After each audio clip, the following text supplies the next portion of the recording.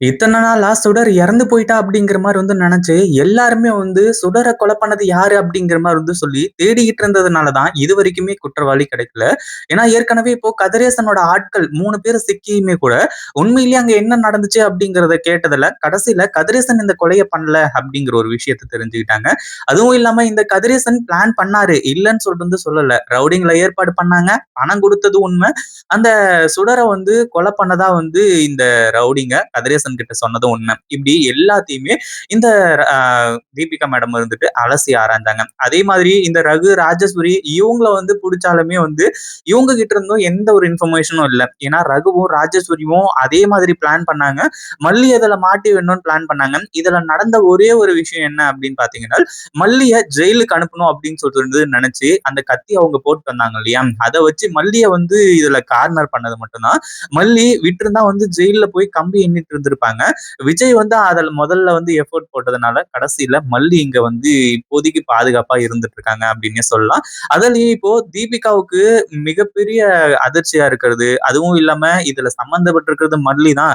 But இருந்தாலும் உண்மையிலேயே என்ன நடந்துச்சு அப்படின்றத ஆதாரத்தோட கண்டுபிடிக்கணும் அப்படிங்கிற மாதிரி சொல்லி அவ்வளவு பெரிய விஷயத்தையும் செஞ்சுக்கிட்டு இருக்காங்க. ஆனா கடைசியில உண்மையிலேயே சுடர் இறந்து போல, அதாவது சுடர் சாகல, உயிரோட தான் இருக்கா. இது எல்லாமே சுடர் நடத்துற நாடகம் அப்படின்னு சொல்லிட்டு இதுக்கப்புறம் தான் எல்லாருக்குமே தெரிய வரப்போகுது. உண்மையிலேயே இந்த ஒரு விஷயத்த யாருமே எதிர்பார்க்கவே இல்லை அப்படின்னு தான் சொல்லணும். ஏன்னா சுடரை கொலை பண்ணி எரிச்சு போட்டாங்க அப்படிங்கிற மாதிரி சொன்னாங்க. அதாவது கொலை பண்ணதை பார்த்ததுக்கே யாருமே இந்த சாட்சியங்கள், ஆதாரங்கள் எதுவுமே இது வரைக்கும் காட்டல. அதே மாதிரி இப்போ சுடர் உயிரோடு இருக்கா அப்படிங்கிற ஒரு விஷயம் வெளியே வரப்போகுது. அதே மாதிரி தீபிகா மேடத்துக்கு எல்லா உண்மையுமே தெரிஞ்சு இதுல மல்லி சம்மந்தப்படல. மல்லி மேல நம்ம சும்மா தான் அவ்ளோ கோவமா பேசியிருக்கோம். மல்லி இந்த கொலைய பண்ணா அப்படிங்கிற மாரி சொல்லி, அவள ஜெயிலுக்கு அனுப்ப பார்த்திருக்கோம் அப்படின்னு சொல்லிட்டு சொல்லி, எல்லாத்தையுமே டீட்டெயிலா தெரிஞ்சுக்கிறது மட்டும் இல்லாம, தான் கண்ணாலேயே இந்த சுடர் இருக்கக்கூடிய இடத்துல போய் சுடரையே பார்த்து, ஒரு மிகப்பெரிய அதிர்ச்சியில தீபிகா மேடம் இருக்க போறாங்க. கண்டிப்பா இந்த ஒரு விஷயத்த யாருமே எதிர்பார்க்கவே இல்ல. அதுவும் இல்லாம இப்போ விஜய், மல்லி இவங்க 2 பேரும் கதிரேசன சந்தேகப்பட்டாங்க. இப்போ போலீஸே ஒண்ணுமே இல்ல அப்படிங்கிற மாரி விட்டதுனால, அடுத்தடுத்து என்ன பண்றது, ஏது பண்றது அப்படின்னு சொல்லிட்டு தெரியாம இருந்துட்டு இருந்தாங்க. இதுல இந்த கவின் கேரளா பக்கம் போய் செட்டில் ஆயிட்டான் அப்படிங்கிற மாதிரி அதாவது கேரளாவில் தான் தலைமறைவா இருக்கான் அப்படிங்கிற மாதிரி சொல்லி, இப்போ கேரளா போலீஸ் கிட்ட கம்யூனிகேட் பண்ணி அங்க பேசிக்கிட்டு இருக்காங்க. அதே மாதிரி இந்த ரகு, ராஜேஸ்வரி இவங்க மேலயும் இப்போ சந்தேகம் அந்த அளவுக்கு இல்ல. ஏன்னா எப்ப கூப்பிட்டாலும் இவங்க 2 பேரும் கிளம்பி வந்துடுறாங்க. அதாவது விசாரணை அப்படிங்கிற மாதிரி கூப்பிட்டாலே அப்படிங்கிற மாதிரி சொல்லி அவங்க மேல பெரிய டவுட் எல்லாம் கிடையாது. ஒண்ணு மல்லி தான் இந்த கொலையை பண்ணிருக்கா. ஆனா அதே சமயத்துல என்ன நடந்ததுன்னு தெரிஞ்சுக்கணும் அப்படின்னா கவினை தான் பிடிக்கணும் அப்படிங்கிற மாதிரி சொல்லி கவினை தேடி போறாங்க. ஆனா கவினை தேடி போகக்கூடிய இடத்துல இந்த சுடர் உயிரோட உட்கார்ந்துகிட்டு சந்தோஷமா ஜாலியா போன் பேசிக்கிட்டு இருப்பா அப்படின்னு சொல்லிட்டு உண்மையிலேயே சுடர் கொஞ்சம் கூட எதிர்பார்க்கவே இல்லை அப்படின்னு தான் சொல்லணும். அதாவது கவின் கவினோட போட்டோ அமிச்சு அவன் எங்க இருக்கான், என்ன ஏது அப்படின்னு சொல்லிட்டு தேட சொல்றாங்க. கடைசியில அவன் இருக்கக்கூடிய ஏரியா ஏரியா தெரிஞ்சு அங்க தீபிகா மேடமே மாஸ் என்ட்ரி கொடுக்க ஆரம்பிச்சாங்க. அங்க போயிட்டு எல்லா இடத்துலயும் தேடிக்கிட்டு இருப்போ கடைசியில ஒரு வீட்டுல அதாவது இந்த சுடர் போன்ல பேசிக்கிட்டு ரொம்ப ஹாப்பியா சிரிச்சுக்கிட்டு இருக்கா.